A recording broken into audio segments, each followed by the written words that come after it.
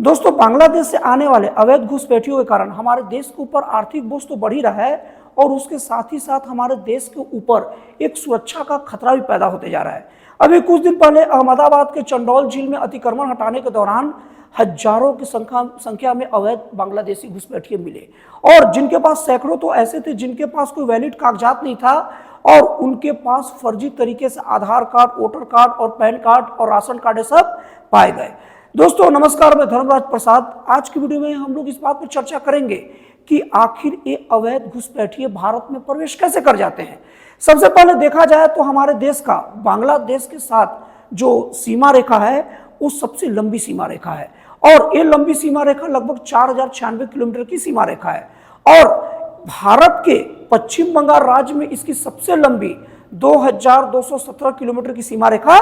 मिलती है। और ये जो सीमा रेखा है ना दोस्तों, वो पूरा दलदली है, पहाड़ी मार्ग है और जंगलों से घिरा है और साथ ही साथ इस सीमा रेखा पर बहुत ही ज्यादा घना जनसंख्या है। इसके कारण में वहां पर जो अवैध घुसपैठिए उनको अंदर आना में रोकने बहुत ज्यादा दिक्कत होती है। और इसके साथ ही साथ आपको बता दूं कि जो पश्चिम बंगाल और केंद्र सरकार के बीच में जो राजनीतिक खींचातानी है, एक राजनीतिक कारण भी है जिसके कारण ये अवैध घुसपैठियों पर ठीक से लगाम नहीं लग पा रहा है, क्योंकि दोनों में तालमेल ठीक से नहीं बैठ पा रहा है। दोस्तों मैं आप लोगों को बता दूं कि पश्चिम बंगाल का मुर्शिदाबाद, कूच बिहार, मालदा, नॉर्थ 24 परगना और नादिया, ये सब ऐसे जिले हैं ना जो बांग्लादेशी घुसपैठियों को भारत में प्रवेश करने के लिए एक ऐसा आदर्श वातावरण प्रस्तुत करते हैं ना, जिसको हम लोग सिल्क रूट या रेशम मार्ग कह सकते हैं। रेशम मार्ग का मतलब होता है बहुत आरामदायक और कंफर्टेबल तरीके से प्रवेश कर जाना। अब अगर हम लोग अगले राज्य की बात करें जिसकी सीमा बांग्लादेश से लगती है तो वो है असम। असम की लगभग 263 किलोमीटर की सीमा बांग्लादेश से लगती है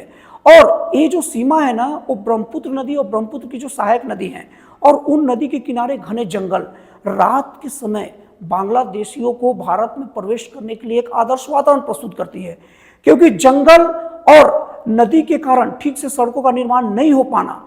ये प्रमुख वातावरण तैयार हो जाता है, जिसकी वजह से निगरानी उन पर नहीं रखा जाता और रातों रात भारत में प्रवेश कर जाते हैं। अब अगर हम लोग अगले भारतीय राज्य की बात करें जिसके थ्रू बांग्लादेशी घुसपैठिए भारत में प्रवेश करते हैं तो वो है त्रिपुरा। दोस्तों आप लोगों को बता दूं कि पश्चिम बंगाल के बाद त्रिपुरा की सबसे ज्यादा लंबी सीमा रेखा 856 किलोमीटर की बांग्लादेश से लगती है। और आप लोगों को बता दूं कि त्रिपुरा के लोगों का जो हुलिया है और रहन सहन बोलचाल इतना ज्यादा बांग्लादेश से मिलता है ना कि बांग्लादेशी और त्रिपुरा के लोगों में पहचान ही करना मुश्किल हो जाता है। और एक सरकारी अनुमान के हिसाब से लगभग हर साल 1000 से 1200 बांग्लादेशी त्रिपुरा के रास्ते भारत में प्रवेश पाते हैं। अब अगर उसके बाद अगले भारतीय राज्य की बात करें जिसकी सीमा बांग्लादेश से लगती है तो वो है मेघालय। मेघालय से बांग्लादेश की लगभग 443 किलोमीटर की लंबी सीमा रेखा लगती है और मेघालय को तो हम लोग मेघों का आलय कहा जाता है।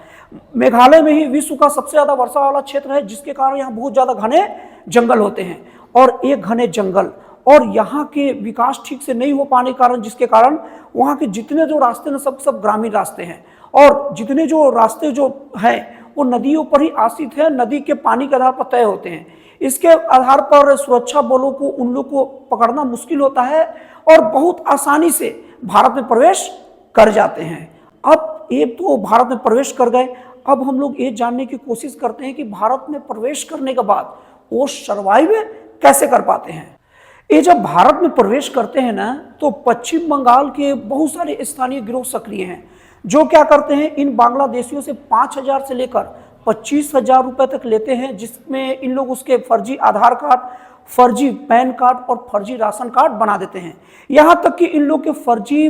बर्थ सर्टिफिकेट भी तैयार कर देते हैं। और एक अलग अलग जानकारियों के हिसाब से देखा गया है कि अभी सबसे ज्यादा 12,000 बांग्लादेशी पश्चिम बंगाल में पकड़ाए हैं जो इस तरीके से फर्जी कागजात के साथ रह रहे थे भारत में। और इसके बाद जैसे ही बांग्लादेश में इन लोग का वहां का आधार कार्ड सब तैयार होता है तो रेल गाड़ी के रास्ते रेलवे रूट के सहारे दिल्ली, महाराष्ट्र, गुजरात, मध्य प्रदेश, छत्तीसगढ़, साउथ इंडिया, देश के अलग अलग भागों में फैल जाते हैं। और चूंकि इनके पास आधार कार्ड रहता है भारत का